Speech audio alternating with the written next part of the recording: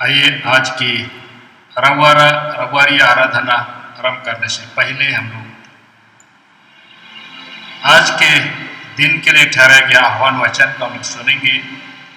भजन संहिता 29 उसका पहला और दूसरा पद। भजन संहिता 29 उसका पहला और दूसरा पद। हे परमेश्वर के पुत्रों, यहोवा का हाँ यहोवा ही का गुणानुवाद करो, यहोवा की महिमा और सामर्थ को सराहो, यहोवा के नाम की महिमा करो, पवित्रता से शोभायमान होकर यहोवा को दंडवत करो। यहाँ तक आमीन। आइए हम प्रार्थना करें। जीवित प्रभु, हम आज के दिन के लिए आपके निकट आते हैं। आपका अनुग्रह हमारे गुनाह और अपराधों के बावजूद हमारे जीवन में प्रतिदिन तू देता रहता है, और इसीलिए आज के दिन को हम तेरे पवित्र हाथ में सुपुर्द करते हैं। तेरे उपस्थिति में हम पाए जाएं, तेरे पवित्र रक्त के द्वारा से हम सबों को ढांप ले प्रभु, ताकि हम तेरे पवित्र रक्त से शुद्ध किए जाएं और तेरे उस अनंतर अलौकिक जीवन का भागीदार हम बन सकें। सहायता कीजिए पिता परमेश्वर। इसलिए आज के दिन को हम आपके हाथ में सुपुर्द करते हैं। तेरी ओर से जो निर्धारित आशीष से हमारे जीवन के लिए तूने रखा है, उसको पाने में आप हमारी सहायता कीजिए। प्रार्थना को यीशु के नाम से मांगते हैं पिता, सुन और ग्रहण कर, आमीन। आज के रविवारी आराधना को आरंभ करते हम लोग गाएंगे साक्षी वाणी से नया गीत संख्या 180 उसका प्रथम 4 पद तक हम लोग गाएंगे। नया 180, पुराना 125, प्रथम 1 से 4। आनंदित हो जो कृष्ण के हैं, हो हर्षित और हुलासी, सब मिलके गाओ मन मुदमय, पूर्ण हो प्रेम रूपासी की ईश्वर अत्यंत कृपामय, छुड़ाया हमें आश्चर्यमय, दाम दे के आती भारी। आनंदित हो जो कृष्ण के हैं, हो हर्षित और हुलासी, सब मिलके गाओ मन मुदमय, पूर्ण हो प्रेम सुवासी की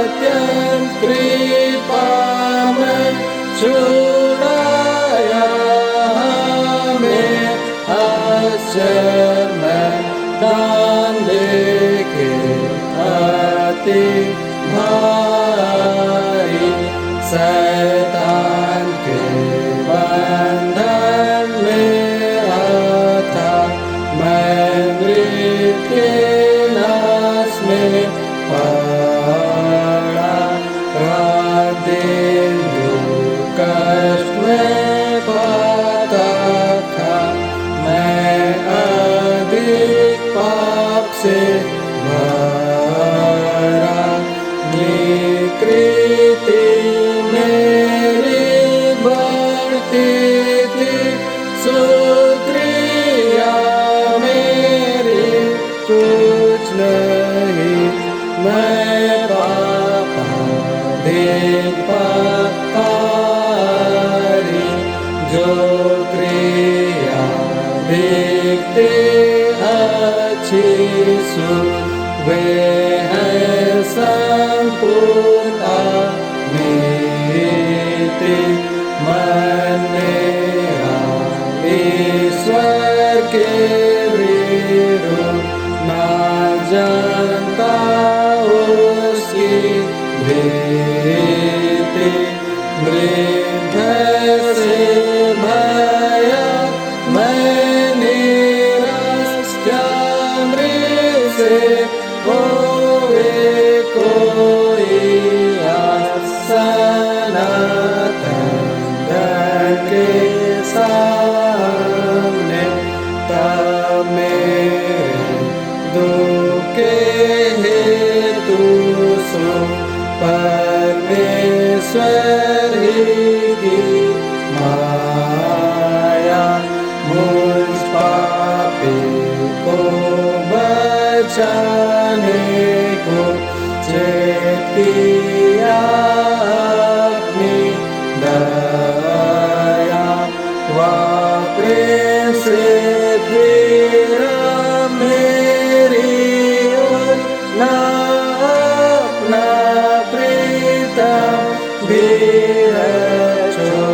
सर्वोत्तम बलि दिया।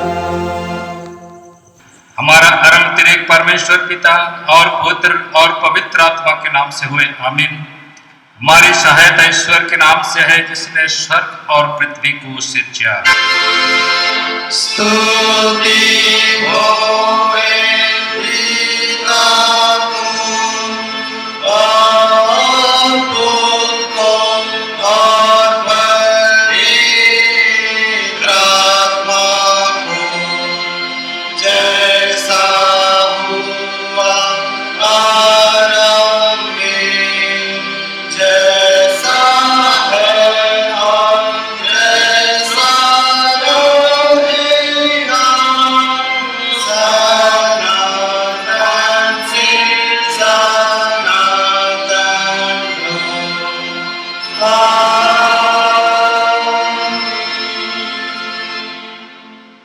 हम ईश्वर के सामने अपने पापों को दीनता से मान लें। हे सर्वशक्तिमान ईश्वर दयालु पिता, हम दीनताई से अपने सब पाप और अपराधों को तेरे सम्मुख मान लेते हैं। तू अपने प्रिय पुत्र हमारे प्रभु यीशु ख्रिस्त के कारण हम पर दया दृष्टि कर और हमारे सब पापों को क्षमा कर, आमीन।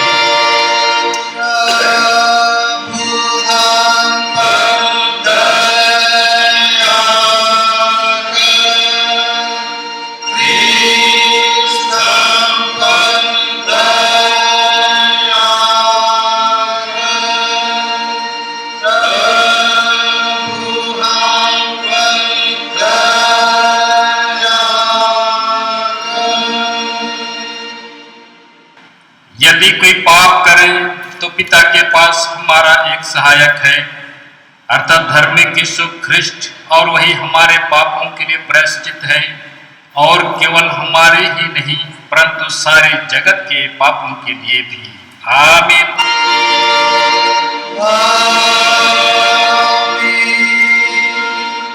सबसे उच्च स्थान में ईश्वर का गुणानुवाद। और पृथ्वी पर कुशल और मनुष्यों में प्रसन्नता हो।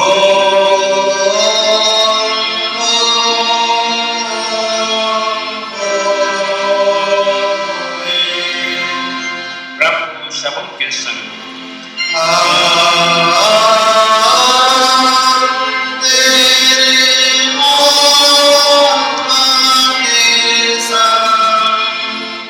हम प्रार्थना करें। हे हमारे प्रभु यीशु ख्रिस्ट, हम तेरा धन्यवाद करते हैं कि हमारी भलाई के लिए मृतकों में से जी उठा और हमारा स्वर्गीय राजा और पिता के दाहिने हाथ बैठा है। हम तेरी स्तुति करते हैं कि तू अनुग्रह करके अपने स्वर्गीय दानों से हमको पालता और अपने आत्मा की तरफ अगुवाई करता है, जिससे शांति और कल्याण हमको मिले। हमारी अविश्वासता पर दृष्टि न करके अपनी दया को हमसे दूर मत कर। हमारे हृदय की सब विरोधता मिटा हमको अपने अधीन करके हम पाप और संसार की व्यर्थ सेवा को छोड़कर तेरी ही इच्छा के अनुसार चले। हे प्रभु, तू ही हमारा राजा और चरवाहा है। तुझ पर भरोसा रखते हैं। तुझी को स्तुति और महिमा हो अब से सदा लो, आमीन।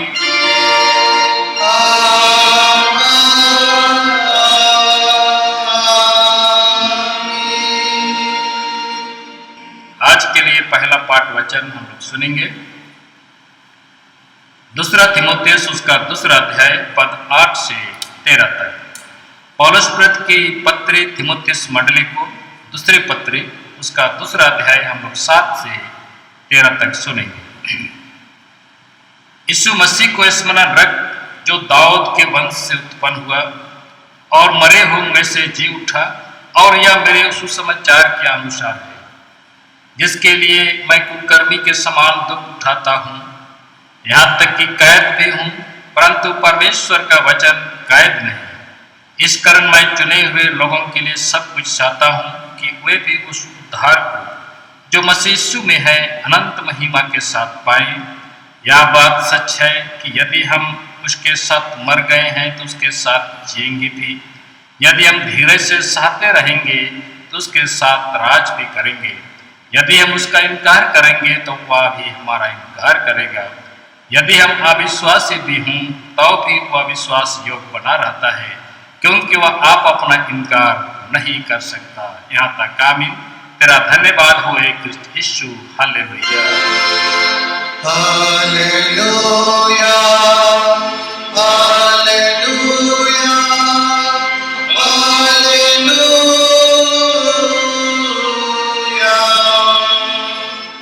अब हम समस्त क्रिश्चियनी कलीसिया के संग अपना महापवित्र विश्वास मान लेके एक साथ यूं कहें, मैं विश्वास करता हूँ परमेश्वर पिता पर, जो स्वर्ग और पृथ्वी का सर्वशक्तिमान सृजनहार है, और इसके इकलौते पुत्र अपने प्रभु यीशु ख्रिस्ट पर, जो पवित्र आत्मा से गर्भ में आया, कुंवारी मरियम से उत्पन्न हुआ, पांतुस पिलातुस की आज्ञा से दुख उठाया, क्रूस पर चढ़ाया गया, मर गया और गाड़ा गया, पाताल में उतरा, तीसरे दिन मृतकों में से जी उठा, स्वर्ग पर चढ़ गया और परमेश्वर सर्वशक्तिमान पिता के दाहिने हाथ बैठा है, जहाँ से वह जीवितों और मृतकों को विचार करने को फिर आवेगा।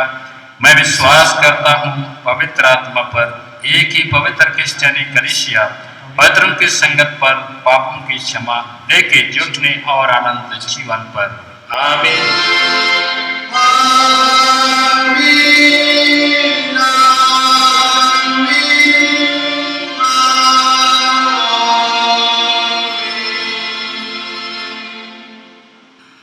हम लोग दूसरा गीत गाएंगे, नया साक्षी बनी गीत नंबर 181, पुराना 126। नया 181, पुराना 126। आह लाखों जीवा मुझे रहती, लाख गुना होता मेरा मुंह, सब तेरा गुण है ईश्वर गाती, सुनाती कैसे भुला तू, सब मिलके करते गुणानुवाद की कृपा मुझ पर की ना। लाखों जीवा मुझे रहते, लाख गुना होता मेरा मुँह, सब तेरा गुण है ईश्वर गाती, सुनाती कैसे भला तू, सब मिल के करती गुणानुवाद की कृपा मुझ पर कीना, अकथ्य धन प्रशंसा तुझे हे पिता मेरे प्राण के प्यार, प्रदायक किए तूने मुझे, दान कैसे भले बारंबार, हाँ इस पृथ्वी पर कितनी सुख आनंद मिला मुझे, धन तुझे है विश्वस्त दाता, हे यीशु अपना मन सदैव मुझ जन की ओर झुकाता, तुरंत से मुझको तारा है, शैतान की क्रूरता से आपा मैं बना तेरा अधिकार, हे आत्मा शांति देने हारा, धन देता तुझे मेरा प्राण, तेरे वचन ही के द्वारा मैं भाया जीवन का जो मुझसे होवे कोई पूर्ण सो करता तेरा हमें पिता परमेश्वर और पुत्र यीशु ख्रिस्ट की ओर से अनुग्रह और शांति मिले, आमीन। आइए हम प्रार्थना करें। जीवित प्रभु, हम सारे हृदय से आपको धन्यवाद करते हैं। आपका प्रेम अद्भुत है। जब हम पापी ही थे तभी तो हमारे जीवन को बचाने के लिए अपने प्राण को दिया। पिता परमेश्वर, आपके इस महान प्रेम और अनुग्रह के लिए हम आपको धन्यवाद करते हैं। पिता, प्रार्थना है आज के दिन के लिए जो वचन तूने ठहराया है प्रभु जी, तेरे वचन को हम तेरी इच्छा के अनुकूल ही समझने पाए। इसमें पवित्र आत्मा की सामर्थ्य रखोई तेरी ओर से हमें मिले कि हम जो कुछ भी करें तेरे वचन की महिमा और प्रशंसा के लिए, तेरे वचन से जो भी सीखें प्रभु, जो सारी बातों में आपका मार्गदर्शन अगुवाई होने पाए। पिता परमेश्वर, आपके हाथ में हम अपना संपूर्ण जीवन को समर्पित करते हैं। तेरी अगुवाई तेरे पवित्र आत्मा के द्वारा हमें दे कि हम जो कुछ भी तेरे वचनों में से सीखेंगे प्रभु जी, तेरी योजना के अनुकूल हम सीखने पाए। हमारी सहायता कीजिए। हमारे संपूर्ण जीवन को हम आपके हाथ में सुपुर्द करते हैं। आज के दिन की आस जो तेरी ओर से निर्धारित है, हर एक को स्वर्गीय भंडार से अधिक ऐसे प्रदान कीजिए। प्रार्थना को हम यीशु के नाम से मांगते हैं। पिता, सुन और ग्रहण कर, आमीन। आज के लिए उपदेश का जो वचन है यूहन्ना रचित सुसमाचार उसका 16 अध्याय, हम लोग पद 4 से 15 तक सुनेंगे। यूहन्ना रचित सुसमाचार उसका 16 अध्याय पद 4 से 15 तक। परंतु ये बातें मैंने इसलिए तुमसे कही कि जब इनका समय आए तो तुम्हें स्मरण आ जाए कि मैंने तुमसे पहले कह दिया था। मैंने अरब में तुमसे ये बात इसलिए नहीं कही क्योंकि मैं तुम्हारे साथ था, परंतु जब मैं अपने भेजने वाले के पास जाता हूँ और तुम में से कोई मुझसे नहीं पूछता तू कहाँ जाता है। परंतु मैंने जो ये बातें तुमसे कही इसलिए तुम्हारा मन शोक से भर गया है। तो भी मैं तुमसे सच कहता हूँ, मेरा जाना तुम्हारे लिए अच्छा है, क्योंकि यदि मैं ना जाऊं तो वह सहायक तुम्हारे पास ना आएगा, परंतु यदि मैं जाऊंगा तो उसे तुम्हारे पास भेजूंगा। वह आकर संसार को पाप और धार्मिकता और न्याय के विषय में निरुत्तर करेगा। पाप के विषय में इसलिए कि मुझ पर विश्वास नहीं करते, और धार्मिकता के विषय में इसलिए कि मैं पिता के पास जाता हूँ और तुम मुझे फिर ना देखोगे। न्याय के विषय में इसलिए कि संसार का सरदार दोषी ठहराया गया है। मुझे तुमसे और भी बहुत सी बातें कहनी है, परंतु अभी तुम उन्हें सह नहीं सकते। परंतु जब वह अर्थात सत्य का आत्मा आएगा तो तुम्हें सब सत्य का मार्ग बताएगा, क्योंकि वह अपनी ओर से ना कहेगा, परंतु जो कुछ सुनेगा वही कहेगा और आने वाली बातें तुम्हें बताएगा। वह मेरी महिमा करेगा, क्योंकि वह मेरी बातों में से लेकर तुम्हें बताएगा।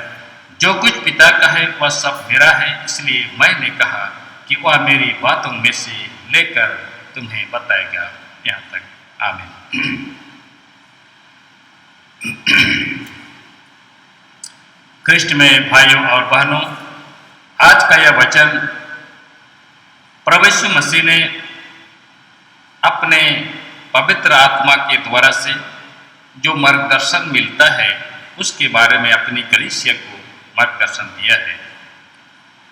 जब हम यीशु ख्रिस्ट पर विश्वास करते हैं तो विश्वास करने के बाद हमारे जीवन में एक सहायक के रूप में पवित्र आत्मा हमारे जीवन में निवास करता है और वो हमें हर एक बातों में हमारी मार्गदर्शन और अगुवाई करता है। आज के पवित्र वचन में उसी बातों को यहाँ पर कहा गया है कि सत्य का आत्मा आएगा तो तुम्हें सब सत्य का मार्ग बताएगा, और ये आत्मा अपनी ओर से ना कहेगा, परंतु जो कुछ सुनेगा वही कहेगा और आने वाली बातें तुम्हें बताएगा। वह मेरी महिमा करेगा, क्योंकि वह मेरी बातों में से लेकर तुम्हें बताएगा। और इसीलिए आज के पवित्र वचन में 3 महत्वपूर्ण बातों को हम लोग पाएंगे, जिसमें यहाँ पर लिखा है, जब वह सहायक आएगा, वह आकर संसार को पाप और धार्मिकता और न्याय के विषय में निरुत्तर करेगा। इसमें 3 महत्वपूर्ण बात यहाँ पर पाया गया है और इसी बातों को समझाने का प्रयास किया गया है। आइए हम उन 3 बातों को हम थोड़ी देर के लिए मनन करें। पहली बातें हैं पाप के बारे में, दूसरी बातें हैं धार्मिकता के विषय में और तीसरा है न्याय के विषय में। और पवित्र आत्मा जब हमारे जीवन में वास करता है तो हमको इन सारी बातों के बारे में हमको जानकारी या तो सूचना दी जाती है। तो आइए हम पहले बात को देखें, पाप के विषय में पवित्र आत्मा हमसे क्या करती है। रोमियो उसका 3 उसका 23 में लिखता है, इसलिए कि सबने पाप किया है और परमेश्वर की महिमा से रहित है। बाइबल बताते हैं कि कोई भी इस पृथ्वी पर धर्मी नहीं, एक भी नहीं, सब के सब पापी हैं। और इसलिए कहता है सबने पाप किया है और परमेश्वर की महिमा से हम सब रहित हैं।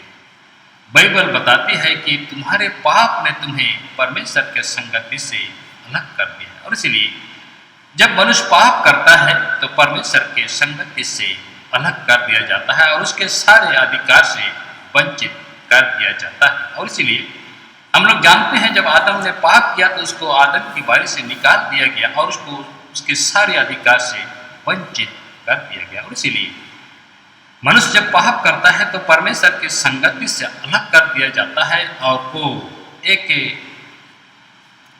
दुर्बलता के जीवन में प्रवेश कर जाता है। इसलिए जब मनुष्य में पाप के प्रति जब चेतना जागृत होती है तो वह असहाय हो जाता है और दया के लिए परमेश्वर के पास पहुंचने का प्रयास करता है। इसलिए जब तक हम पाप की इस भयानकता को, पाप की इस बड़ी भयंकरता को जब तक नहीं समझते तब तक हम प्रभु के उद्धार को भी समझने का प्रयास नहीं करते। इसलिए पाप मनुष्य को परमेश्वर से अलग करता है और ये बहुत ही भयानक है। और हम लोग बाइबल में पढ़ते हैं कि पाप जब सबने पाप किया और परमेश्वर की महिमा से रहित हो जाता। और इसलिए जब मनुष्य पाप करता है तो परमेश्वर के क्रोध का भागी होता है और उसके लिए परमेश्वर के सारे अधिकार और सारे आशीष उनके जीवन से दूर कर दिया जाता है। इसलिए पहले यूहन्ना उसका 3:4 से 6 पद में लिखता है, जो कोई पाप करता है वह पाप का विरोध करता है, व्यवस्था का विरोध करता है। और पाप तो व्यवस्था का विरोध है। तुम जानते हो कि वह इसलिए प्रकट हुआ कि पापों को हर ले जाए और उसके स्वभाव में पाप नहीं। इसलिए जो कोई उसमें बना रहता है वह पाप नहीं करता। जो पाप करता है उसने ना तो उसे देखा है ना उसको जाना है। और इसलिए मनुष्य के जीवन में जब पाप बना रहता है इसमें ये बातें सत्य हो जाती हैं कि ना हम उसे जानते हैं और ना हम उसे देखे हैं और इसीलिए हम पाप करते हैं। इसलिए बाइबल कहते जो उसमें बना रहता है वह कभी भी पाप नहीं करता।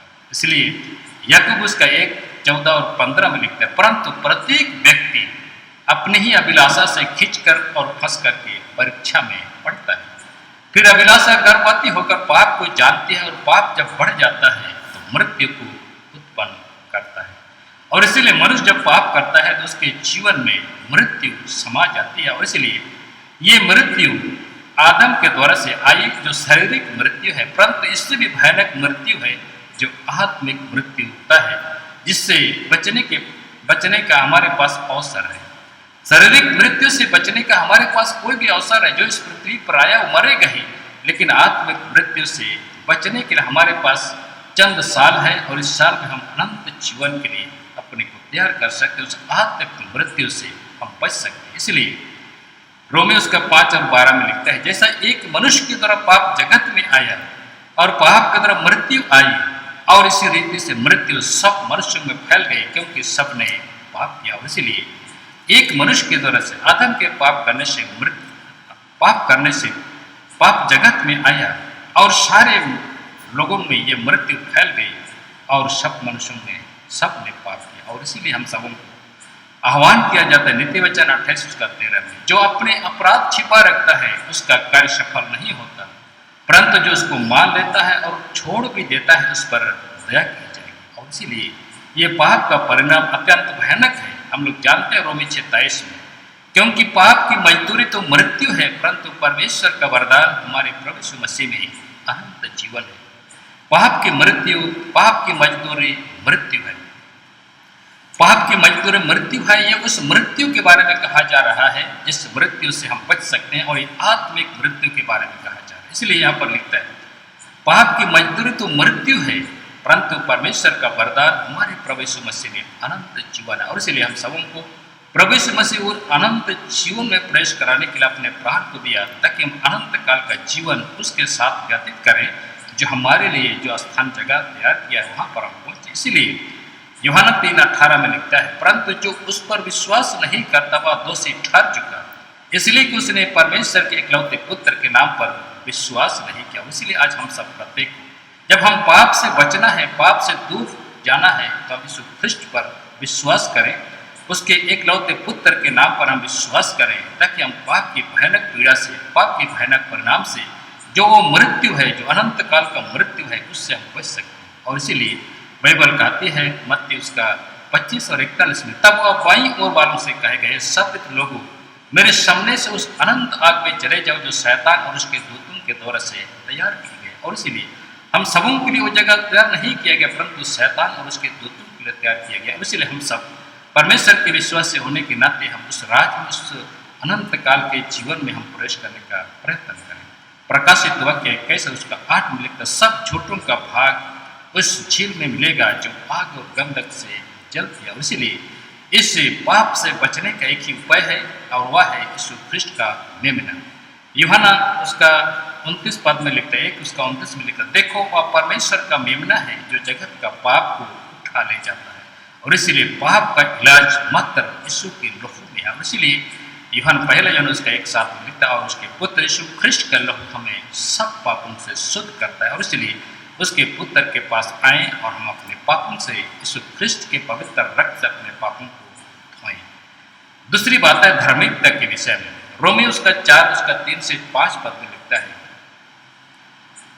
अब्राहम ने परमेश्वर पर विश्वास किया और यह उसके लिए धार्मिकता गिना गया। काम करने वाले की मजदूरी देना नहीं, परंतु हक समझा जाता है। परंतु जो काम नहीं करता, परंतु भक्तिहीन के धर्म ठहराने वाले पर विश्वास करता है, उसका विश्वास उसके लिए धार्मिकता गिना जाता है। इसलिए जो काम नहीं करता, भक्तिहीन के धर्म ठहराने वाले पर विश्वास, इसलिए जब हम परमेश्वर पर विश्वास करते हैं, अपना संपूर्ण आशा और भरोसा उस पर रखते हैं, तो उसके लिए परमेश्वर का वचन कहता है कि उसका विश्वास उसके लिए धार्मिकता गिना जाता है। और इसीलिए हम जब परमेश्वर के निकट आते हैं तो धार्मिकता को प्राप्त करने के जाते हैं। इसलिए परमेश्वर के धार्मिकता को जब हम प्राप्त करते हैं तो परमेश्वर के राज का हम भागीदार बनते हैं। इसीलिए रोमी उसका 4:7 से 8 में लिखता है, धन्य है वे जिसके अधर्म क्षमा हुए और जिनके पाप ढपे गए। धन्य है वह मनुष्य जिसे परमेश्वर पापी ना ठहराए। और इसीलिए हम सबको जब परमेश्वर पापी नहीं ठहराएगा तो हम सब धन्य हैं। और इसीलिए हम उस धन्य मनुष्य बने जो प्रभु पर भरोसा करने से मिलती है, प्रभु पर विश्वास करने से मिलता है। रोमी उसका 2 उसका 12 से 13 में लिखते हैं, क्योंकि परमेश्वर के यहाँ व्यवस्था के सुनने वाले नहीं, पर व्यवस्था पर चलने वाले धर्मी ठहरे जाते हैं। इसलिए आज हम जब एक कलीसिया जीवन में आते हैं, प्रभु के शिष्य होने के नाते हम उसके मार्ग पर चलने वाले बने, सुनने वाले नहीं परंतु चलने वाले बने। और जब हम ऐसा करते हैं तो परमेश्वर की धार्मिकता के राज में हमको पहुँचाया जाता है। इसीलिए परमेश्वर की वह धार्मिकता यीशु मसीह पर विश्वास करने से सब विश्वास करने वालों के लिए है। इसलिए कि सबने पाप किया और परमेश्वर की महिमा से रहित हैं, परंतु उसके अनुग्रह से उस छुटकारे के द्वारा जो मसीह यीशु में है संत में धर्मी ठहराए जाते हैं। और इसीलिए हम सब उसके अनुग्रह से उस छुटकारे के द्वारा से हम मसीह यीशु में हैं और संत में हमको धर्मी ठहराया जाता है। और इसलिए हम जब धर्मी ठहरते हैं तो परमेश्वर के राज के वारिस बनते हैं। उसे परमेश्वर ने उसके लोहू के कारण एक ऐसा प्रायश्चित ठहराया जो विश्वास करने से कार्यकारी होता है। और इसलिए हम सब प्रत्येक के जीवन में ये बात सत्य होना चाहिए कि विश्वास हमारे जीवन में भर जाना चाहिए, और विश्वास के द्वारा हम उस प्रायश्चित को अपने जीवन में, अपने संपूर्ण जीवन काल में उसको लेकर के चल सकते हैं। गलाती उसका 2:16 में लिखता है, तब ये जान कर कि मनुष्य व्यवस्था के कामों से नहीं पर केवल यीशु मसीह पर विश्वास करने के द्वारा से धर्मी ठहरता है। हमने आप ही मसीह यीशु पर विश्वास किया कि हम व्यवस्था के कामों से नहीं पर मसीह पर विश्वास करने के द्वारा से हम धर्मी ठहरते हैं। इसलिए हम व्यवस्था के द्वारा से नहीं, बाइबल कहती है व्यवस्था के द्वारा से, व्यवस्था के कामों से नहीं पर मसीह पर विश्वास करने के द्वारा से हम परमेश्वर के राज के वारिस बनते हैं, हम धर्मी ठहरते हैं। रोमी 8:33 में तो परमेश्वर की चुने हुओं पर दोष कौन लगाएगा? परमेश्वर ही है जो उसको धर्मी ठहराता है। इसलिए हम सबके जीवन में प्रभु यीशु मसीह का आह्वान करता है कि जब हम विश्वास से धर्मी ठहरे हैं तो अपने प्रभु यीशु मसीह के द्वारा से परमेश्वर के साथ हम सबों को मेल रखने की आवश्यकता है। और इसलिए पौलुस अपने जीवन में इस बातों को एहसास करता है कि क्योंकि मैं सुसमाचार से नहीं लजाता, इसलिए कि वह हर एक विश्वास करने वाले के लिए पहले तो यहूदी फिर यूनानी के लिए उद्धार के निमित्त परमेश्वर की समर्थ है, क्योंकि उसमें परमेश्वर की धार्मिकता विश्वास से और विश्वास के लिए प्रकट होती है। जैसा लिखा है, विश्वास से धार्मिक जीवित रहेगा। इसलिए परमेश्वर के निकट धार्मिकता में पाए जाने के लिए विश्वास चाहिए और विश्वास के लिए प्रकट होती है। और जैसा लिखता है, विश्वास के द्वारा से धर्मी जन जीवित रहता है। इसलिए हम सब परमेश्वर के उस अनंत जीवन में प्रवेश करने के लिए विश्वास के द्वारा से हम धर्मी गिने जाते हैं और जीवित पाए जाते हैं। और इसलिए मैं कहता देखो, पिता ने हमें कैसा प्रेम किया कि हम परमेश्वर के संतान कहलाएं, और हम हैं भी। जब वह प्रकट होगा तो हम उसके साथ होंगे, क्योंकि उसको वैसा ही देखेंगे जैसा वह है। और जो कोई उस पर आशा रखता है वह अपने आप को वैसे ही पवित्र करता है जैसा वह है। और इसलिए हम सब प्रभु पर भरोसा करते हैं, तो इसलिए बाइबल कहती है कि जो कोई उस पर आशा रखता है वह अपने आप को वैसा ही पवित्र करता है जैसा वह पवित्र है। इसलिए आज हमारे जीवन की आवश्यकता है, जैसा वह पवित्र है वैसे हम पवित्र बने, ताकि हम परमेश्वर की धार्मिकता में, परमेश्वर के राज में प्रवेश कर पाए।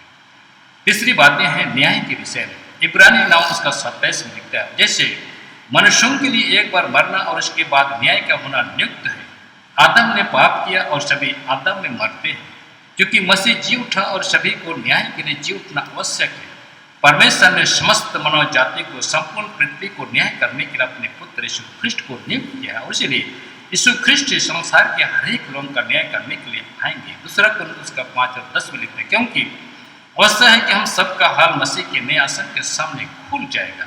हरेक मनुष्य का अपराध, हरेक मनुष्य का काम, हरेक मनुष्य का जो जीवनी है यीशु मसीह के आसन के सामने खुल जाएगा। इसलिए मत्ती उसका 25 और 31 में लिखते हैं, जब मनुष्य का पुत्र अपनी महिमा में आएगा तो सब स्वर्गदूत उसके साथ आएंगे, तो वह अपनी महिमा के सिंहासन पर विराजमान होगा और सब जातियां उसके सामने इकट्ठी की जाएंगी। और जैसा चरवाहा भेड़ों को बकरियों से अलग कर देता है, वैसा ही वह उन्हें भी एक दूसरे से अलग करेगा। वह भेड़ों को अपनी दाहिनी ओर और बकरियों को अपनी बाईं ओर खड़ा करेगा। इसलिए तो हरेक का काम प्रकट हो जाएगा, क्योंकि वह दिन उसे बताएगा, इसलिए कि आग के साथ प्रकट होगा और आग हरेक का काम प्रकट करेगा। और इसलिए हमारी जो काम है, हम जो इस पृथ्वी पर काम करते हैं, जो भी काम करते हैं कलीसिया में, उस सबको आग से परखा जाएगा। और उसमें अगर जल जाएगा तो हम नुकसान उठाएंगे, परंतु हम जब नहीं जलेंगे, हमारा काम नहीं जलेगा, तो हमें मुकुट दिया जाएगा और अनंत काल का जीवन हमको दिया जाएगा। और इसलिए सब उपदेशक उसका 12 और 14 में रहते हैं, क्योंकि परमेश्वर सब बातों का और सब गुप्त बातों का, चाहे वे भली हों या बुरी, न्याय करेगा। परमेश्वर हरेक बातों का न्याय करने के लिए इस पृथ्वी पर पुनः आने वाले हैं। इसलिए मनुष्य जो निकम्मी बातें मनुष्य करेंगे, न्याय के दिन हरेक बात का लेखा दिया जाएगा। और इसलिए हरेक मनुष्य इस न्याय से बच नहीं सकता। और इसलिए पापी हो या धर्मी, हरेक मनुष्यों को उस न्याय के दिन में खड़ा होना पड़ेगा। और इसलिए जो परमेश्वर के लिए अच्छा काम किया है, परमेश्वर के विश्वास में पाया गया है, उसको दाहिनी ओर रखा जाएगा, और जो पाप किया है उनको अपने बाईं ओर रखा जाएगा। इसलिए यहाँ पर लिखते हैं, जो निकम्मी बातें मनुष्य कहेंगे, न्याय के दिन हरेक बात का लेखा दिया जाएगा। इसलिए बाइबल कहती है कि धोखा ना खाओ, क्योंकि परमेश्वर ठट्टों में नहीं उड़ाया जाता, क्योंकि मनुष्य जो कुछ होता है और वही करते। इसलिए हम इस पृथ्वी पर जो कुछ परमेश्वर के लिए करते हैं, जो कुछ हम अपने जीवन में कलीसिया के लिए करते हैं, हम वही काटेंगे अंत के दिनों में। और इसलिए हम सबको सावधान और सतर्क रहने की आवश्यकता है कि हम उस आने वाले भयानक न्याय से हम बच सकें और परमेश्वर के राज के लिए हम अपने को तैयार कर सकें। इसलिए जो पहला कोरिन्थियों का 3:15 में लिखा, यदि किसी का काम जल जाएगा वह हानि उठाएगा। इसलिए न्याय का दिन हमारे लिए हर एक विश्वासियों के लिए आनंद का विषय है। एक मसीही के लिए न्याय का दिन, न्याय का आसन आनंदित और खुशी होने का दिन है, क्योंकि इसके लिए यह एक ऐसा दिन होगा जो पहले कभी हमने नहीं पाया। और इसलिए यह दिन धर्मियों के लिए मुकुट धारण करने का दिन होगा। इसलिए पहला कोरिन्थियों का 4 और 5 में लिखा, तब परमेश्वर की ओर से हर एक की प्रशंसा की जाएगी। और इसलिए जो इस योग पाए जाएंगे उसका प्रशंसा किया जाएगा, परंतु जो परमेश्वर के योग नहीं पाए जाएंगे उसको अनंत दर्द के लिए उस भयानक अग्नि में ढकेल दिया जाएगा, जो अनंत काल तक उसमें वास करेगा। इसलिए फिलिप्पी 3:4 में पौलुस अपने बारे में कहता है, आगे की बातों की ओर बढ़ता हुआ निशाने की ओर दौड़ा चला जाता हूँ, ताकि वह इनाम पाऊँ जिसके लिए परमेश्वर ने मुझे मसीह में ऊपर बुलाया। इसलिए हम सब प्रत्येक जो मसीह में विश्वासी हैं निशाने की ओर दौड़े चले जाते हैं, ताकि वह इनाम पाएँ जिसके लिए प्रभु ने मुझे और आपको और हर एक विश्वासियों को मसीह में हम सबों को ऊपर बुलाया। इसलिए हम सबों को उस इनाम को प्राप्त करने के लिए प्रयत्न करने की आवश्यकता है और उसमें मेहनत करने की आवश्यकता है। प्रभु पर विश्वास और प्रभु पर आश्रित रहने की आवश्यकता है।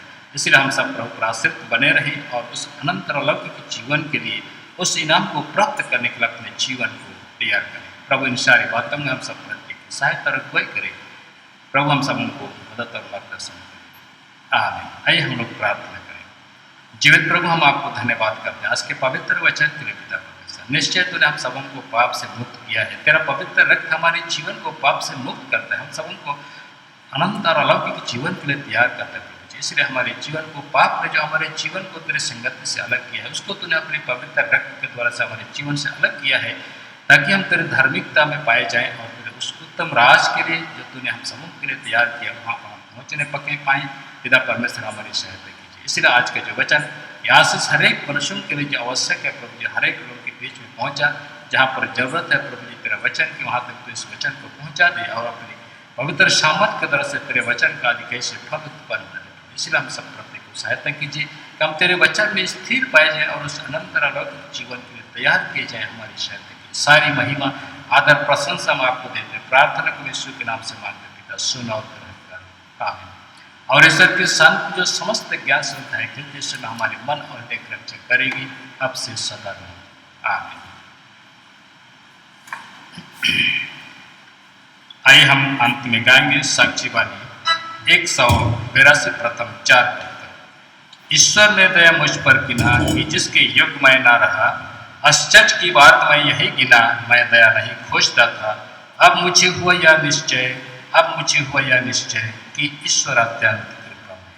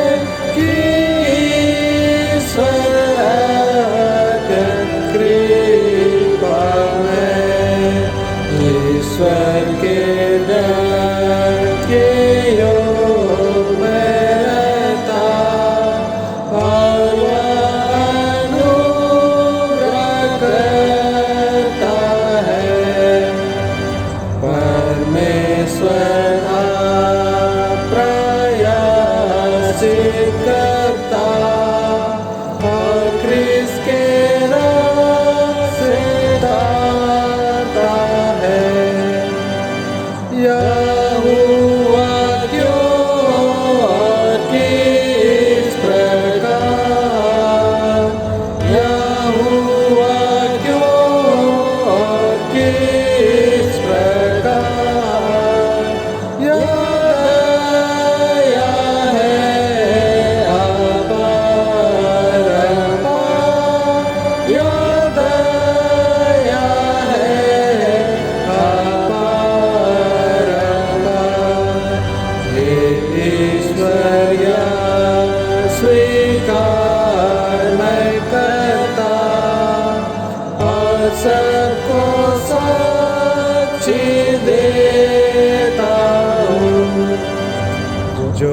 मैं यादी हृदया करता तो मन का भेद खोल देता हूँ और दंडवत करता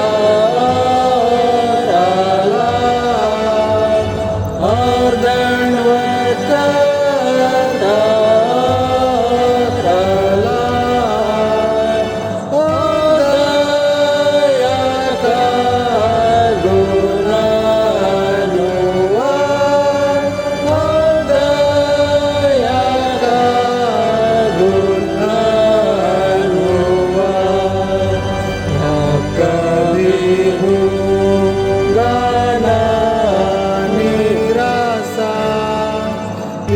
दया होगी मेरा गान या प्रार्थना में है मेरी आशा सदा लो मेरा रक्षस था वह दुख में मेरा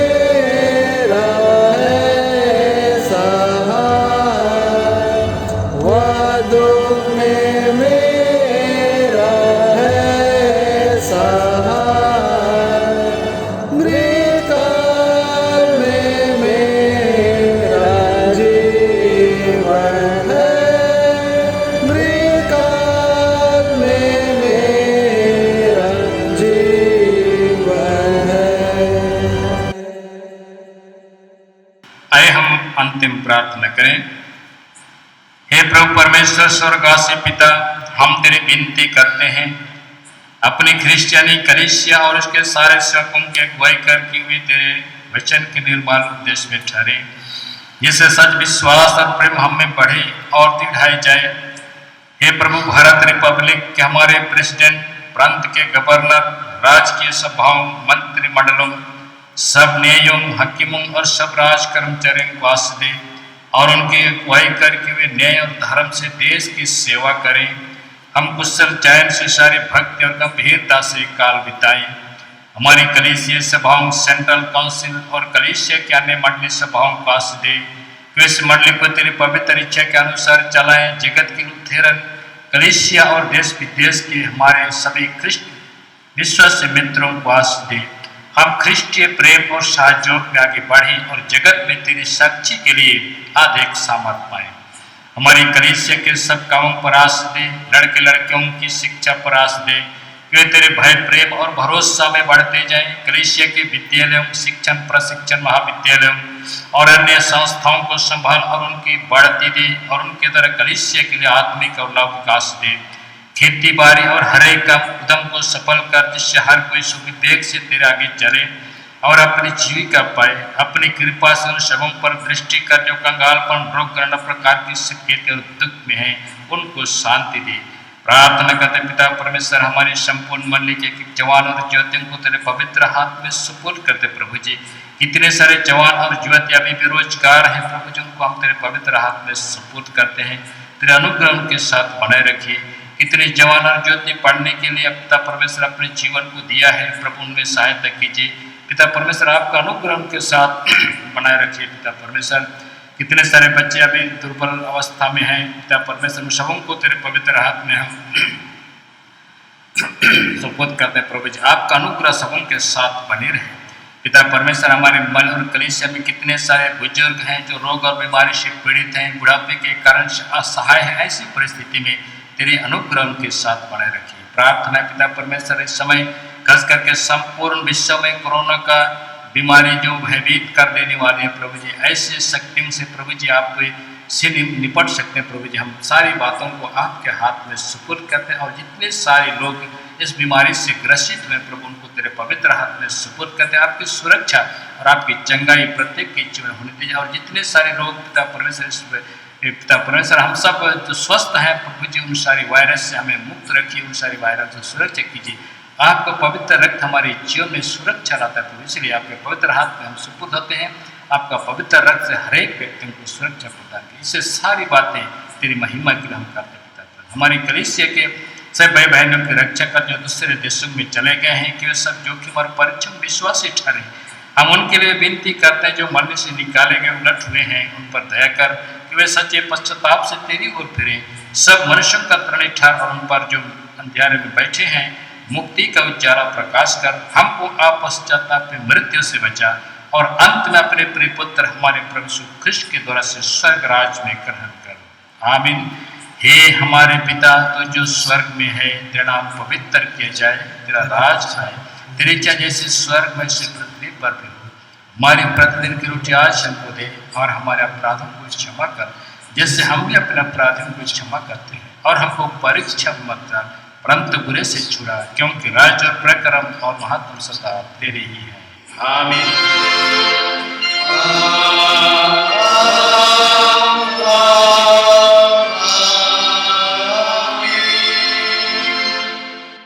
अब तेरे ईश्वर का आशीर्वाद विश्वासी और दीन मन से हम ग्रहण करें। परमेश्वर हमें आशीष दे और हमारी रक्षा करे। परमेश्वर अपना मुँह हम पर प्रकाश करे और हम पर अनुग्रह करे। परमेश्वर अपना मुँह हम पर प्रकाश करे और हमें कुशल दे। आमीन।